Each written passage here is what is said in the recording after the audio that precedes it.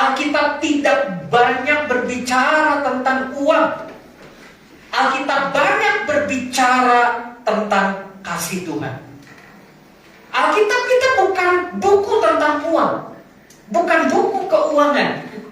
Alkitab kita adalah firman Allah, di mana terdapat di dalamnya kasih Allah yang begitu besar dari perjanjian lama sampai dengan perjanjian baru, supaya kita bisa mengerti apa yang menjadi rencana Tuhan, kehendak Tuhan.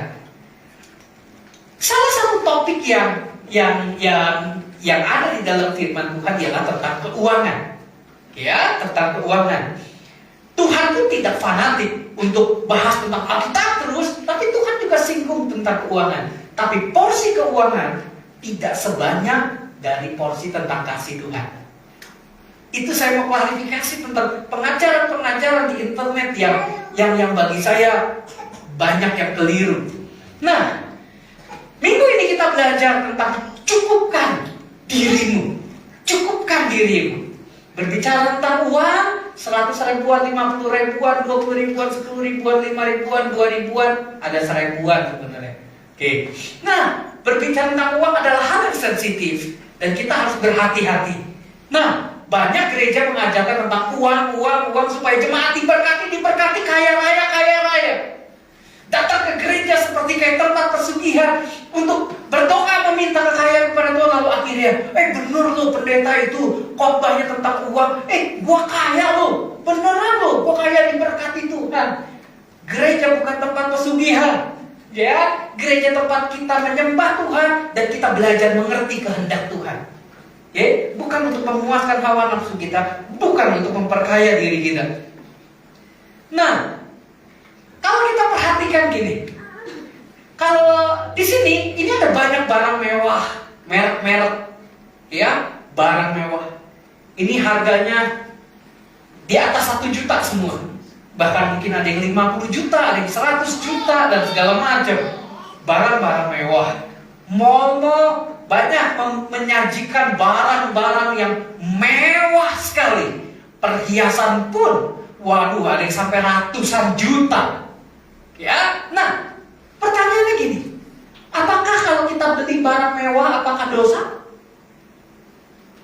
Tidak. Ya, nanti kita akan belajar bersama-sama. Untuk kita bisa menjawab ini, kita harus mengerti dulu prinsip firman Tuhan. Pada zaman sekarang, orang tidak lagi hanya hidup untuk memenuhi kebutuhan pokok. Apa sih kebutuhan pokok kita? Makan. Kan kalau kita belajar ekonomi, kebutuhan pokok kita ada 3. Sandang, pangan, papan. Oke. Sandang itu apa? Pakaian. Pangan itu makanan. Ya. Nah, dan tempat tinggal, rumah. Kayak itu adalah kebutuhan pokok kita.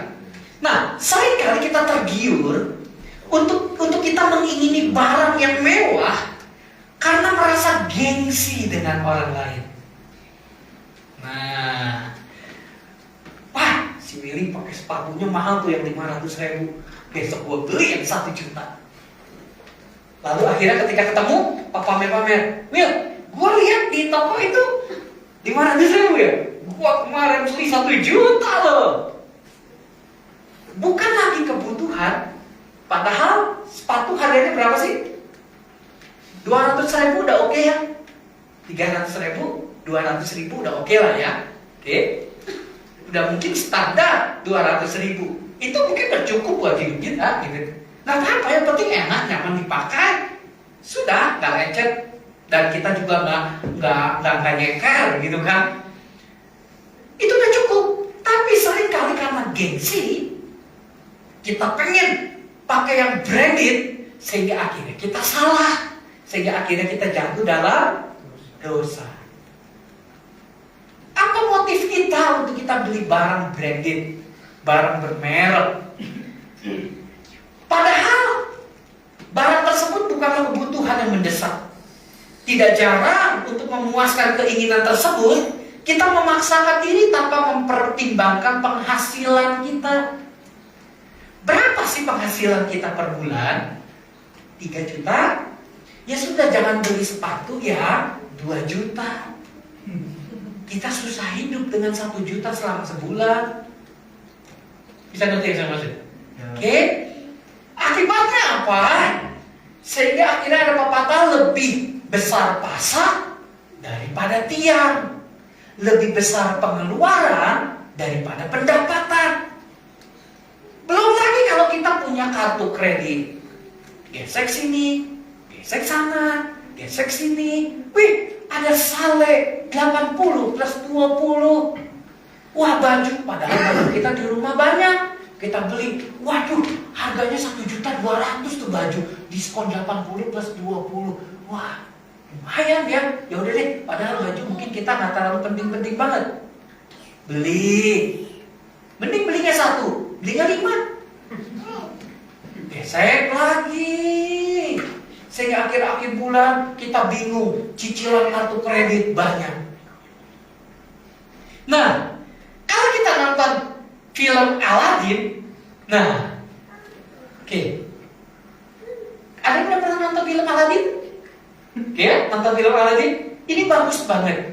Salah satu yang dikatakan oleh jin ya, Genie, oke ya, jin ya, yang diperankan oleh Will Smith, oke ya, dikatakan gini, here's the thing about wishes, the more you have, the more you want. Inilah hal tentang keinginan. Semakin kita memiliki, semakin kita menginginkan. Semakin kita memiliki, semakin kita pengen lagi. Sehingga akhirnya keinginan kita menjadi candu yang mengikat kita, supaya kita terus. Sehingga akhirnya namanya konsumerisme. Kita membeli barang-barang yang kita tidak butuhkan hanya untuk memuaskan keinginan. The more you have, the more you want. Semakin kita memiliki, semakin kita menginginkan lebih. Makanya kan si Aladdin kan bilang, aku ingin ini. Tapi jinnya bilang ini, tidak, kamu hanya boleh meminta 3 permintaan, nggak boleh lebih. Karena kalau kamu pengen memiliki sesuatu, kamu terjebak ingin menginginkan lebih. Karena prinsip dasar manusia yang sudah jatuh dalam dosa adalah manusia tidak pernah puas. Oke? Nah, Alkitab mencatat bahwa ada 3 ayat perjanjian baru tentang mencukupkan diri. Oke, silahkan kalau mungkin kalian mau catat. Oke, ada 3 ayat perjanjian baru tentang mencukupkan diri. Yang pertama, Lukas 3 ayat yang ke-14. Ini yang dikatakan oleh Yohanes Pembaptis. Dikatakan bahwa jangan merampas, jangan memeras, dan cukupkanlah dirimu dengan gajimu. Kita semua punya penghasilan, betul? Kita semua punya gaji kan? Kalau yang mahasiswa, ya dapatlah bulanan dari orang tua kiriman-kiriman, betul nggak? Dan kirimannya juga mungkin gak sedikit kali ya. Wah, lumayan lah buat makan di McD, KFC dan segala macam. Nah, tapi satu hal gini, Tuhan mau agar kita bisa mencukupkan diri dengan penghasilan kita, dengan gaji kita, seberapapun gaji yang adalah berkat yang Tuhan beri buat hidup kita. Kalau gaji kita 3 juta, cukupkanlah diri kita dengan 3 juta supaya 1 bulan itu kita cukup. Kita nggak perlu ngutang sini, ngutang sana. Makanya saya sama keluarga, saya sama istri, dari dulu kami tidak pernah mau memiliki kartu kredit. Kami di dompet kami, saya dengan istri tidak ada kartu kredit. Yang ada kartu debit. Kartu kredit adalah gesek dulu, utang, nanti bayar akhir bulan atau bayar bulan depan, ya. Tapi kalau debit itu kan ada saldo kita, ATM, ya, ATM. Ada uang gesek bisa belanja, nggak ada uang, berdoa saja, ya kan? Ya ada uang nggak bisa digesek kan, betul nggak? Kan nggak mungkin kita gesek pakai kartu SIM, kita gesek pakai ya kan kartu mahasiswa. Kan nggak mungkin kita ke gereja seberang kita gesek pakai kartu apa Pak? KTP, gesek. Kan nggak mungkin. Pakai ATM. Supaya apa? Kami tidak mau terjebak dengan berhutang. Nah, yang kedua, Filipi 4 ayat 11 ini yang dikatakan oleh Rasul Paulus. Oke, Rasul Paulus bilang ini, aku telah belajar mencukupkan diri dalam segala keadaan. Dalam segala keadaan. Ada saatnya dimana mungkin 1 bulan itu kita banyak pengeluaran, ya ampun, untuk anak sekolah, apalagi udah mau kenaikan kelas, baju anak, seragam, udah kekecilan, mesti beli seragam yang baru, beli buku, aduh kenaikan kelas, buku mesti beli lagi yang baru, nyut ya. Kita minum obat apapun, tetap aja masalah ada kan, nyut, tetap aja. Mungkin kita berpikir, aduh pengeluaran bulan ini besar sekali, gimana ya? Tuhan bilang gini, belajar mencukupkan diri dalam segala keadaan. Atur uang dengan baik. Sudah menjadi sifat manusia tidak pernah puas dengan apa yang ada atau dimilikinya. Inginnya mendapatkan lebih dan lebih. Makanya dalam Pengkhotbah pasal yang ke-5 ayat yang ke-9 bilang begini. Kita baca sama-sama ya.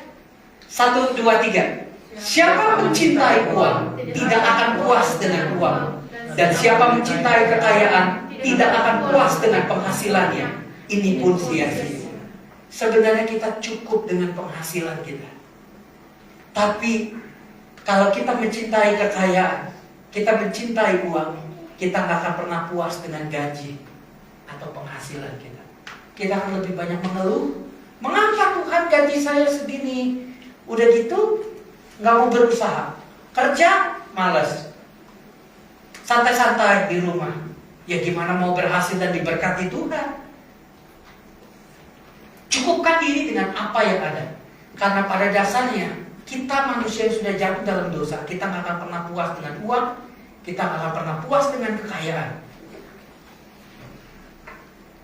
Sifat tidak puas dengan uang atau kekayaan telah mendorong banyak orang untuk melakukan tindakan yang melanggar hukum atau bertentangan dengan kebenaran firman Tuhan. Dan rasa-rasanya tradisi tidak punya malu ini sudah kian membawa di berbagai kalangan. Karena memang kita prinsipnya nggak puas dengan keuangan yang kita punya, sehingga akhirnya kita tidak mau belajar untuk mencukupkan diri kita. Mencukupkan diri itu kita harus belajar, tidak secara otomatis. Sekali lagi saya ulang. Mencukupkan diri itu harus belajar. Oke ya, makanya aku telah belajar mencukupkan diri. Jadi mencukupkan diri itu belajar. Tidak otomatis kita cukup. Sekarang ini, aneh bin ajaib. Ada orang yang gajinya 3 juta, dia mencukupkan diri, cukup loh 3 juta sebulan. Aneh, ketika gaji dia tahun depan naik menjadi 4,5 juta. Aneh, jadi gak cukup. Kenapa? Bukan, meskipun penghasilannya naik, harusnya kebutuhannya tercukupi kan? Betul. Dari 3 juta cukup. Masa 4,5 juta gak cukup? Berarti kan kebutuhan kita tercukupi dong. Betul gak? Bukan kebutuhan kita yang tercukupi, sehingga akhirnya 4,5 juta gak cukup. Tetapi seiring kenaikan penghasilan kita, keinginan pun naik. Itu yang membuat gaji 4,5 juta gak pernah cukup. Ini real, ini fakta. Ada orang 3 juta cukup sebulan, begitu naik gajinya jadi 4,5 juta, jadi gak cukup. Jadi malah hutang sana sini. Kenapa? Karena keinginannya naik juga. Dia tergiurlah ingin beli barang-barang yang mewah dan segala macam. Padahal itu bukan kebutuhan, itu hanya keinginan. Ketiga, penulis kitab Ibrani bilang begini. Ibrani 13 ayat yang kelima. Janganlah kamu menjadi hamba uang dan cukup pada dirimu dengan apa yang ada padamu. Karena Allah berfirman apa? Aku sekali tidak akan memberitahu dan aku sekali tidak akan meninggalkan. Tuhan sekali-kali tidak membiarkan engkau dan sekali-kali tidak akan meninggalkan engkau. Kata cukup, nah ini dia nih. Kata cukup, cukupkanlah dirimu. Cukup. Ya? Kita coba untuk kita mempelajari kata cukup. Kata cukup di situ adalah arkeo, bahasa Yunani arkeo. Artinya gini, mempunyai kekuatan hati untuk bisa menangkis, melawan hal-hal yang tidak perlu, sehingga dapat mencukupkan diri dan menjadi puas. Itu kata cukup.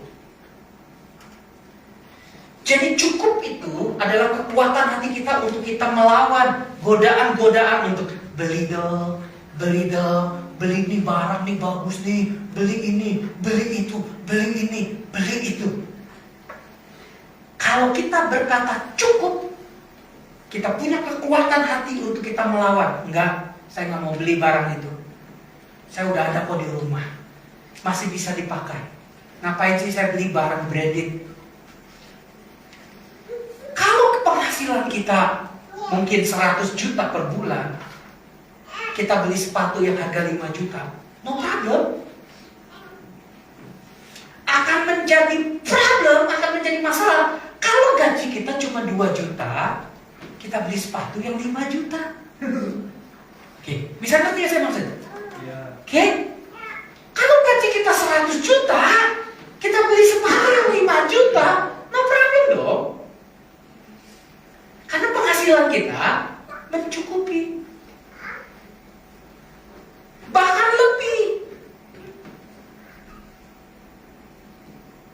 Makanya kita perlu kekuatan hati untuk berkata cukup dan menangkis hal-hal yang tidak perlu untuk kita beli, yang tidak perlu untuk kita miliki, sehingga kita bisa mencukupkan diri dan menjadi puas dengan berkat yang Tuhan berikan. Contoh lagi. Misalkan kita punya, Tuhan berkati kita dengan motor. Motor mungkin tahun 2015. Oke? Sekarang tahun 2022. Oke? Berarti 7 tahun yang lalu. Motor Honda Beat mungkin. Ya? Kita pakai. Lalu akhirnya kita melihat teman kita, si Christian, punya NMAX. Keren loh si Christian NMAX loh, motornya. Terus si Stephen lagi Aerox. Wah, gila keren loh. Kita tergoda, lalu akhirnya kita jual Honda Beat kita. Lalu akhirnya dijadiin DP untuk nyicil yang Aerox mungkin terbaru atau X-Max yang terbaru yang harganya 30 juta sekian atau 40 juta sekian. Ada motor yang seharga mobil hanya untuk gengsi-gengsian. Perhatikan, kita gak puas dengan motor Honda Beat tahun 2015. Oke? Kita jual jadi DP. Kita beli mobil kita beli motor yang paling bagus, paling terbaru dengan harga mahal. Lalu akhirnya kita nyicil hanya untuk gengsi. Bodoh gak? Bodoh loh. Jadi dia hanya untuk gaya, dia jadi berhutang kan? Betul gak? Padahal kalau dia mencukupkan diri dengan Honda Beat saja, kan dia gak perlu nyicil kan? Toh motor itu masih bisa dipakai meskipun usia 7 tahun. Betul? Bisa ngerti? Bisa ngerti? Ya. Jadi tidak perlu hanya sekedar gaya saja untuk kita bisa memuaskan keinginan kita supaya kita dipuji oleh orang karena kita memiliki kekayaan yang lebih. Makanya kita perlu cukup, kekuatan hati untuk berkata cukup, dan kita menangkis hal-hal yang tidak perlu untuk kita miliki atau yang tidak perlu untuk kita beli. jangan kita serakah, jangan kita tamak, jangan kita bandingkan diri kita dengan orang lain. Kalau kita bandingkan diri kita dengan orang lain punya ini, orang lain punya itu, kita capek sendiri, kita akan lelah sendiri, kita akan stres sendiri. Akhirnya kita terjebak hutang sini, hutang sana, hutang sini, kita nggak bisa bayar, kita pusing, kita depresi. Kenapa? Itu namanya susah yang dicari sendiri. Karena kita tidak mau berkata cukup terhadap diri kita, dan kita tidak puas dengan berkat yang Tuhan beri buat hidup kita. Untuk hal-hal jasmani, kita harus belajar mencukupkan diri. Untuk hal-hal rohani, kita terus mengejar kepuasan di dalam Tuhan. Tujuan kita adalah memuaskan hati Tuhan, menyenangkan hati Tuhan dengan apa yang kita bisa lakukan. Nah, ada satu orang yang bernama John Wesley. John Wesley. Dia seorang teolog, dia seorang pengkhotbah. John Wesley pernah berkhotbah begini. Hai orang Kristen, carilah uang dengan giat. Amin. Lalu jemaat serentak menjawab, amin. Setelah mendapat banyak uang, simpanlah uangmu dengan baik, jangan memboroskan. Amin. Jemaat menjawab, amin.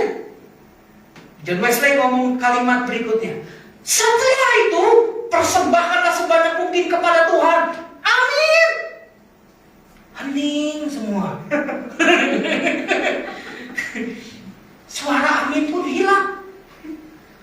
Semua orang saling berpandangan. Saya melihat si Apri melihat si Abu Zahir melihat yang lain. Wah, kita dijebak nih dengan kalimat yang Pak Pendeta John Wesley ini. Mereka saling berpandangan dan tidak terdengar lagi kata amin.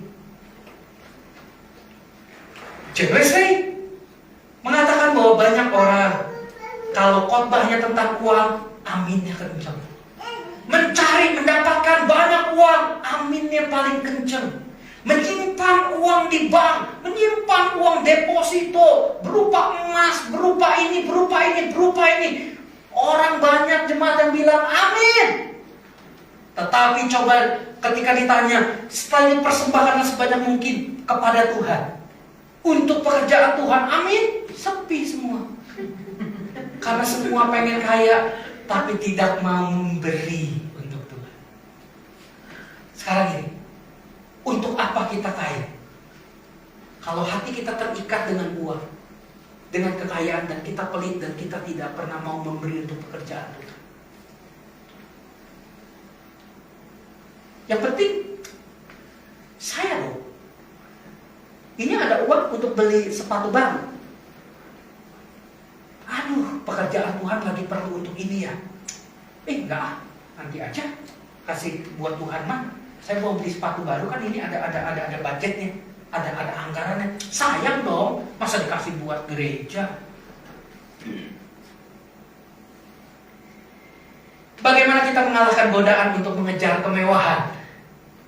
Yang pertama adalah jaga hati kita untuk kita tidak menjadi hamba uang. Amsal 4 ayat yang ke-23, jagalah hatimu dengan segala kewaspadaan, karena dari situlah terpancar kehidupan. Jagalah hati, jangan kau nodai. Ya, menjaga hati untuk tidak menjadi hamba uang. Jaga hati kita. Setiap hari renungan dapatkan dari Bapak Gembala. Coba renungkan. Coba mengucap syukur dengan firman Tuhan yang datang kepada kita, mana sorgawi. Firman Tuhan yang setiap jam 6 pagi Bapak Gembala kirimkan itu, renungan itu, untuk kita bisa renungkan dan kita pikirkan. Dan firman itu biar menerangi jalan kita, menyadarkan hidup kita. Karena saya tahu, saya gembala bukan hanya khotbah di hari Minggu, tetapi saya juga harus memberikan khotbah-khotbah setiap hari melalui renungan harian. Hasil perenungan, hasil doa, hasil disiplin saya bangun pagi, baca Alkitab, berdoa. Tanpa kalian sadar, tanpa kalian tahu, setiap pagi saya sebutkan nama jemaat satu persatu. Mungkin saya belum katakan ini kepada semua jemaat ya. Mungkin hanya katakan kepada sebagian saja. Tahukah bahwa setiap pagi saya berdoa, saya sebutkan nama jemaat satu persatu. Setiap hari, setiap pagi. Tuhan, berkatilah jemaatmu ini. Cukupkanlah apa yang mereka butuhkan, Tuhan. Kalau mereka sakit, Tuhan, sembuhkanlah mereka. Tuhan, lindungilah mereka ketika mereka harus bekerja dengan naik kendaraan. Tuhan, berkatilah anak-anak sekolah minggu, Tuhan. Berkatilah mereka yang belajar. Berikan mereka kepintaran, Tuhan. Sehingga mereka bisa menjadi anak-anak yang berhasil. Menjadi anak-anak yang cerdas. Menjadi anak-anak Tuhan yang takut akan Tuhan. Menjadi anak-anak yang menjadi berkat buat sekolahnya. Setiap hari, setiap pagi.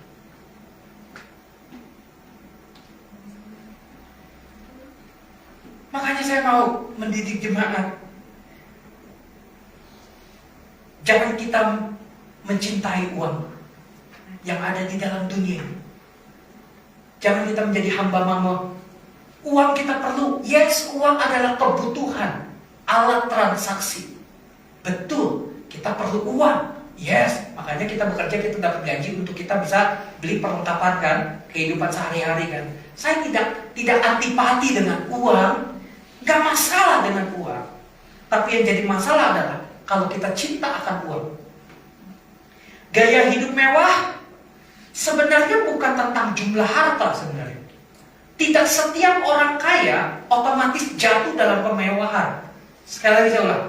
Tidak semua orang kaya otomatis jatuh dalam kemewahan. Tidak. Banyak orang kaya hidupnya sederhana loh. Lihat saja cek zaman dulu.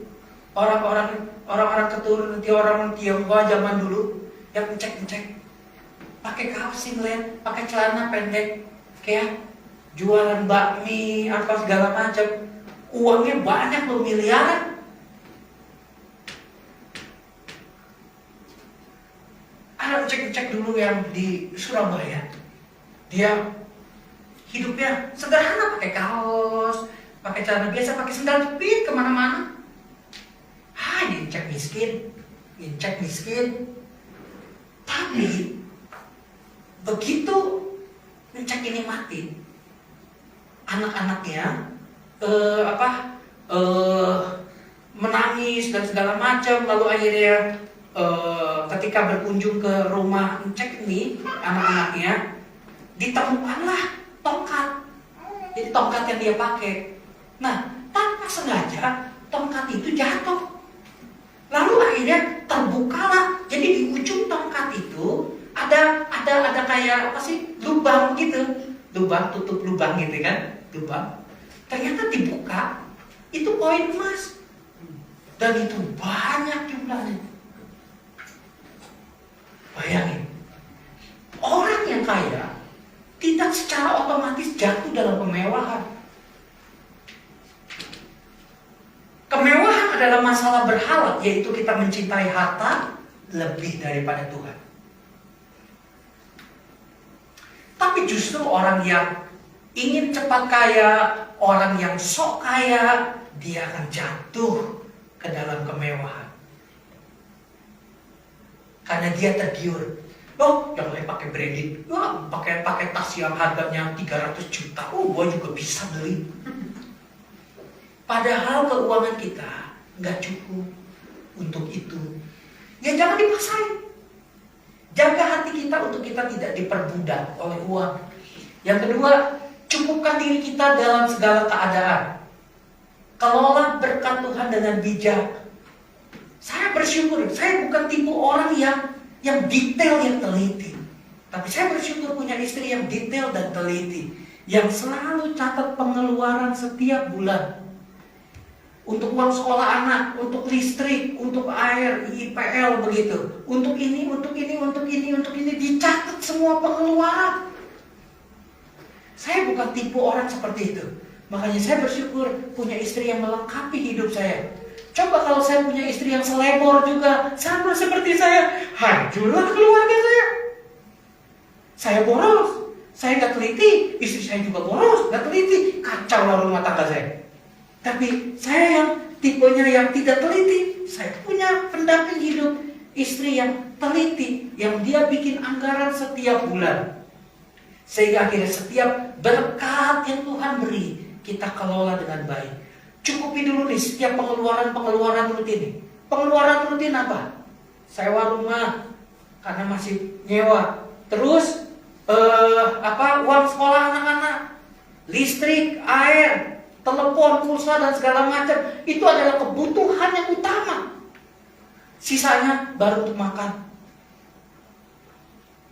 Kalau nggak ada uang untuk bisa beli baju baru, ya sudah, nggak usah beli. Karena yang penting semua kewajiban kita dicukupi dulu, terbayarkan dulu. Kelola uang dengan bijak. Duduk, catat semua pengeluaran kita, hitung pakai kalkulator. Pengeluaran kita sekian, pendapatan kita 1 bulan sekian. Kita hitung, oh masih ada kelebihan sekian. Oh kalau ini mungkin saya tidak bisa boros-boros karena memang takutnya ada biaya yang tidak terduga. Wah, saya harus hati-hati nih. Berarti bulan ini fix, tidak boleh belanja apapun, gitu, untuk beli barang dan segala macam. Ya udah, cukupi dulu kebutuhan ini.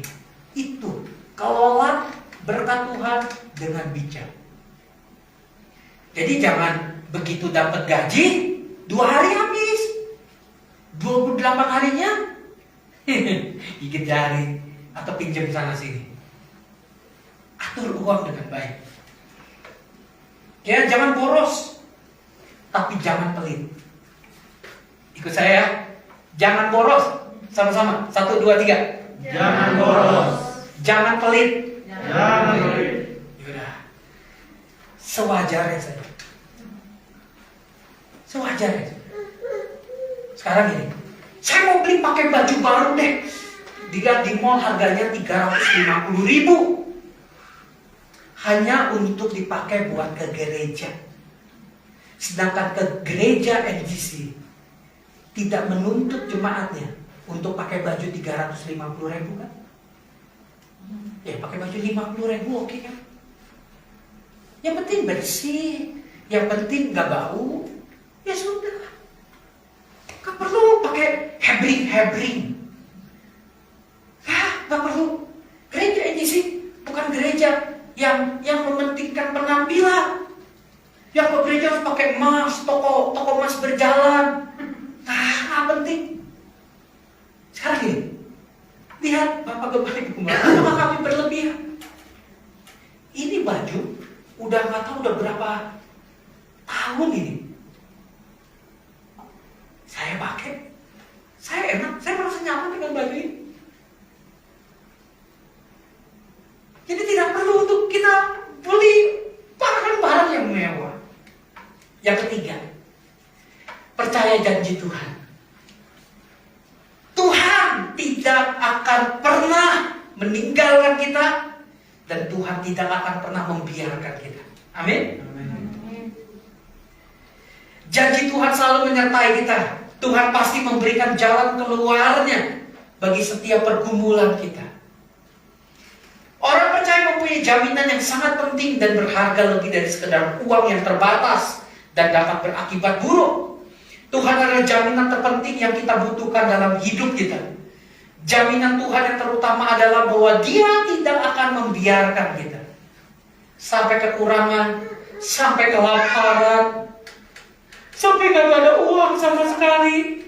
Enggak, Tuhan juga gak akan biarkan kita dan Tuhan tidak akan pernah meninggalkan kita. Bahwa Tuhanlah yang sesungguhnya yang menjadi pegangan dan sumber berkat dalam hidup kita. Tuhan tahu kok, di saat kita udah atur keuangan kelola dengan bijak, tapi masih gimana kalau udah kita kelola tapi masih kurang. Percayalah bahwa Tuhan sanggup berkati hidup kita. Ada mungkin orang yang saudara kita dari jauh datang, tiba-tiba datang kasih berkat. Kemarin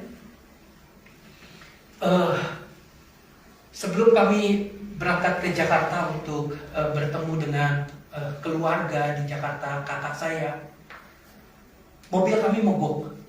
Jadi di daerah Lemanenden itu malam sebelum besokannya berangkat, mobil kami itu nanjak di Lemanenden itu nggak kuat, sampai udah digas kenceng nggak naik, sampai akhirnya mati mesin. Terus ada 3 orang bapak-bapak yang ngedorong, ayo pak, gas terus pak, gas terus. Saya bisa ini mesin saya gas mati. Terus akhirnya, wah ini gimana Tuhan? Malah besok kita mau berangkat pagi ke Jakarta. Kan tahu sendiri kalau misalkan tol Cipularang kan jalannya naik turun kan. Nah ini mobil kuat gak? Terus saya bilang, waduh ini gimana nih? Sampai didorong 3 orang baru akhirnya nanjak. Puji Tuhan, sampai rumah.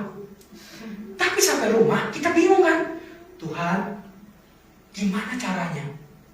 Ini mobil hijau ini jangan sampai berubah menjadi hook. Karena bukan hijau kan, jangan sampai ini berubah menjadi hook dan akhirnya menjadi kuat. Sampai akhirnya saya coba ngobrol sama kakak saya di Jakarta, saya telepon.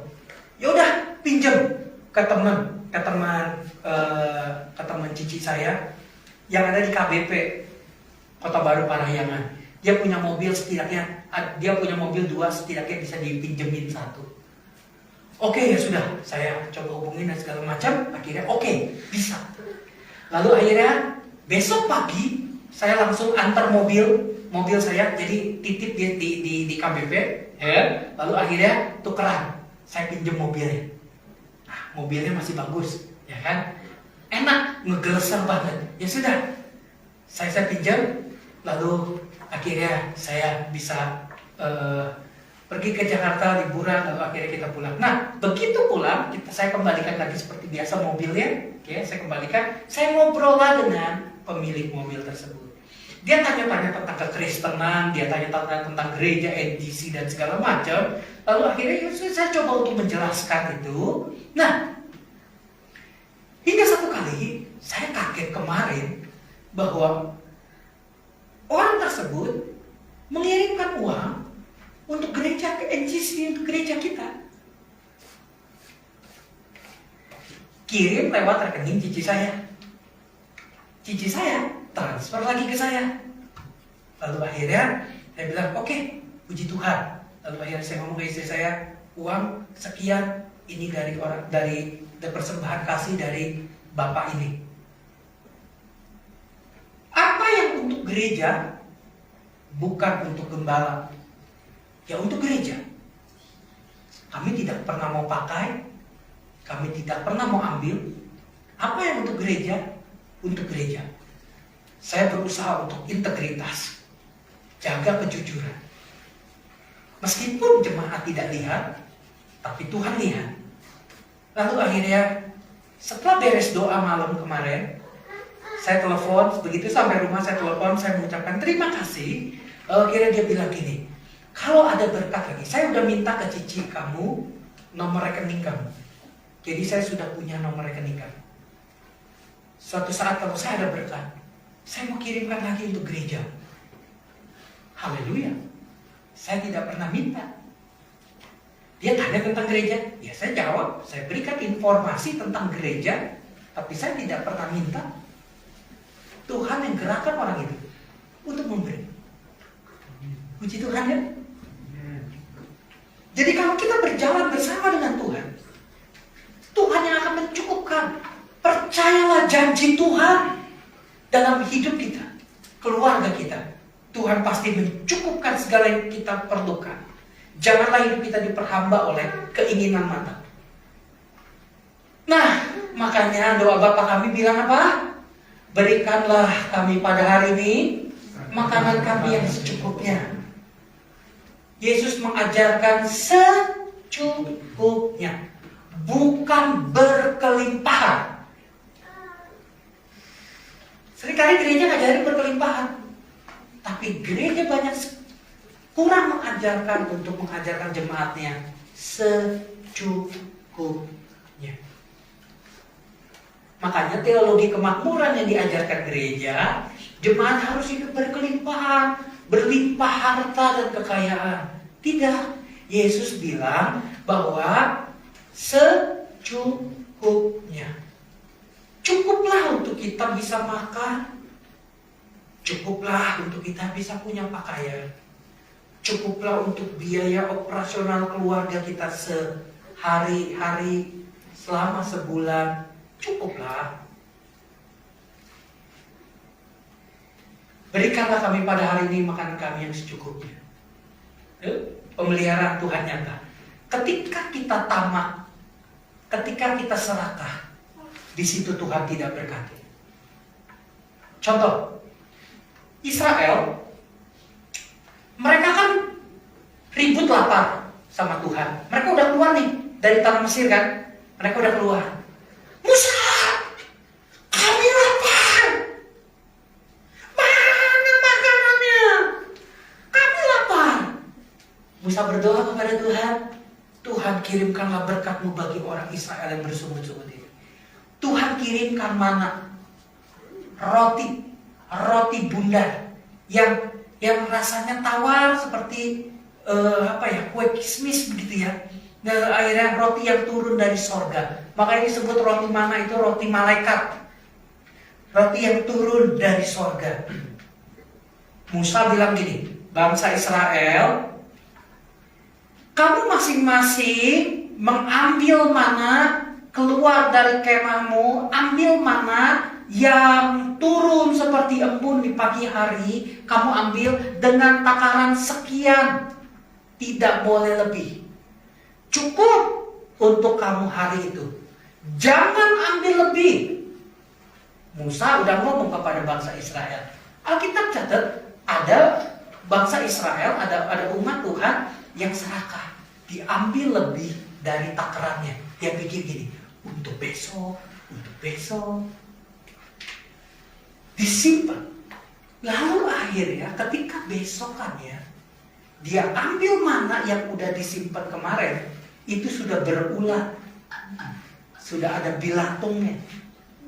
Lalu akhirnya ketika itu kan akhirnya dibuang kan. Lalu akhirnya dia melihat keluar kemah lagi, ada mana yang baru. Makanya kita tidak boleh serakah. Tuhan selalu cukupi kebutuhan hidup kita hari demi hari. Cukup. Tidak lebih, tidak kurang. Makanya tidak boleh kita serakah. Ingin minta lebih dan lebih. Secukupnya. Oke? Terus. Ini dia. Saya sengaja ambil foto ya kemarin. Oke? Nah, 1 Timotius 6 ayat 6 sampai ayat 7. Dikatakan apa? Memang ibadah itu kalau disertai rasa cukup loh. Ibadah kalau disertai berkelimpahan, bukan ya? Disertai berlimpah harta, kekayaan, bukan ya? Ibadah kalau disertai rasa cukup, memberi keuntungan yang besar. Sebab kita tidak membawa sesuatu apa ke dalam dunia, dan kita tidak membawa apa-apa keluar. 1 Timotius 6 ayat 6 sampai ayat yang ke-7. Ibadah harus disertai rasa cukup. Percuma kita beribadah tapi hati kita masih serakah. Percuma kita ibadah, kita dengar firman Tuhan, tapi kita tamak, kita rakus akan uang, kita kejar, bahkan kita lupakan Tuhan. Kita gak peduli dengan keluarga, kita gak peduli berbagi dengan orang lain, kita tidak memberikan persembahan perpuluhan, kita tidak setia kepada Tuhan. Untuk apa kita beribadah kalau cuma agamawi saja?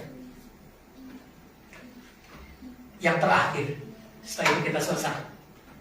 Makanya ini ayat yang selalu saya pegang. Ini ayat yang selalu saya hafal seumur hidup saya. Pertama kali saya dengar ayat ini, itu dari seorang hamba Tuhan, dosen saya, waktu ngajar di Tawangmangu, waktu saya tingkat 1. Ayat ini begitu kuat dan terus saya ingat. Kita baca sama-sama ya. 1 Yohanes 2 ayat 16 sampai ayat yang ke-17. Oke, siap? 1, 2, 3. Sebab semua yang ada di dalam dunia, yaitu keinginan daging dan keinginan mata serta keangkuhan hidup, bukanlah berasal dari Bapa, melainkan dari dunia. Dan dunia ini sedang lenyap dengan keinginannya. Tetapi orang yang melakukan kehendak Allah tetap hidup selama-lamanya. Amin. Yes. Semua yang ada di dalam dunia ini, keinginan daging, memuaskan keinginan kita. Keinginan mata kita pengen terpuaskan ini itu. Tidak pernah merasa cukup.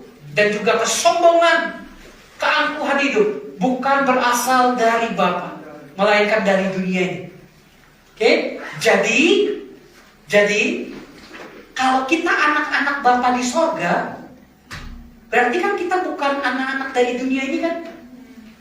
Kita anak-anak Bapa di sorga kan? Ya sudah dong, kita nggak boleh ngikutin keinginan daging, keinginan mata dan keangkuhan hidup kan?